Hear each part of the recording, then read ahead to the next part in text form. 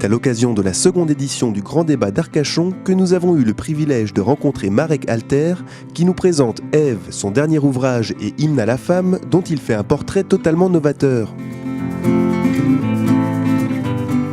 D'abord, je pense que le monde change. Nous rentrons dans un monde passionnant, dangereux, passionnant. Les grandes idéologies de nos parents, grands-parents ont fini. Moi, quand je suis arrivé en France, 1950, je me souviens, il y avait des manifestations organisées par la gauche, 1 million de personnes avec le drapeau rouge. C'est fini. Bon, entre-temps, il y avait les goulags, Hiroshima, Auschwitz, etc. Bon, on n'y croit plus. Comme l'homme, ça veut dire femme et homme, ont besoin un peu d'espoir, qu'est-ce qu'on a? Quand on a mal, on appelle maman. Quand on a mal en collectivité, on appelle à Dieu. C'est comme ça, peu importe comment il s'appelle. Seigneur, Adonai, Allah, c'est comme ça. Et dans ces religions, d'abord, il faut les réguler. Il faut faire des sortes pour qu'elles coexistent. C'est comme ça, pour ça que j'ai fait un petit livre, Réconciliez-vous. Je me suis adressé à mes frères, mes amis. Voilà. Il est temps de se parler. Et puis, il faut réintégrer la femme. Les grandes religions monothéistes ne donnent pas beaucoup de place à la femme. On n'en parle pas. Vous savez que dans les évangiles, il y a peut-être 5-6 fois qu'on parle de Marie, comme si elle n'existait pas. Il y a plus dans les Corans que dans les évangiles. Pourquoi dans les Corans? Parce que les Corans s'imaginent que Marie était une femme soumise. Comme dans les tableaux, toujours comme ça. Donc j'ai écrit un livre sur Marie pour montrer que c'était une rebelle. Ce que j'essaie de faire, je ne discute pas avec les gens qui croient. Comme disait Claudel, c'est pas ma faute que Dieu existe. Je trouvais ça très joli. Je ne discute pas. Tu crois. Mais il faut que tu acceptes que l'autre croit aussi. Peut-être pas comme toi. Donc, réintroduire la femme. Et pendant 15 ans, j'ai écrit 7 livres, quand même, sur les femmes qui étaient à l'origine des 3 grandes religions monothéistes.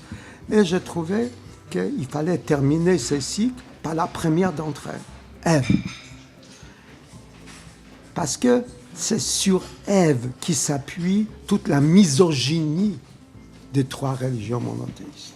Elle a péché, elle a fait une faute.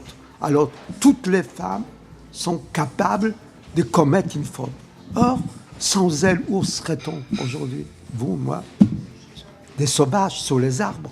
C'était la première qui a eu le courage de goûter au savoir, à l'arbre des savoirs. Il a dit, pourquoi est-ce que je ne connaîtrais pas? Il y a un arbre de la connaissance. Pourquoi je ne goûterais pas aux fruits de la connaissance? Tandis que son mari, qu'est-ce qu'il fait? Il roupille. Oui, il dort. C'est dans la Bible. Il dort. Donc elle les réveille, il dit, goûte. Goûte toi aussi, tu as droit au savoir. Ouais. Après, qu'est-ce qu'il dit l'homme? Elle m'a obligé à manger. Il n'y a rien obligé. Heureusement qu'elle a mangé aux fruits des savoirs. Sans elle, il n'y a pas Marie Curie, il n'y a pas Newton, il n'y a pas Einstein, il n'y a rien. Donc, il fallait les dire, il fallait raconter. Vous savez, moi, je ne suis pas un philosophe. Vous l'avez entendu, quelques philosophes avant moi. Moi, je suis un conteur. La force des conteurs, c'est qu'à travers les contes, les histoires, ils font passer le message. C'est plus facile. Si le conte est bien dit, bien sûr. Alors ça, c'est une autre affaire. J'ai fait d'ailleurs un papier dans Libé il y a 3 jours. Je me suis adressé à tous les candidats à la présidence. Je leur disais, faites-nous rêver. C'est ce qu'on ne comprend pas. Ça veut dire, qu'est-ce qu'on attend d'un président, d'un chef? De gérer l'économie, on n'a pas besoin de lui. En France, il y a des économistes magnifiques. Il y a il y a des gens qui connaissent la technologie, la nanotechnologie. Il y a des gens qui peuvent faire marcher des ministères sans un président. On a besoin d'un président pour donner un souffle, faire rêver les gens collectivement. Il y a 66 millions de Français. Ils sont désespérés, ils ont peur. Ils ont peur de l'avenir, du chômage. Ils ont peur d'attentats. Il y a quand même Hein? On vient de nous raconter qu'on a déjoué un attentat. Demain, on se retrouve ici au théâtre, il y a une bombe. Il faut les faire rêver. Pourquoi marcheraient-ils si on ne les fait pas rêver?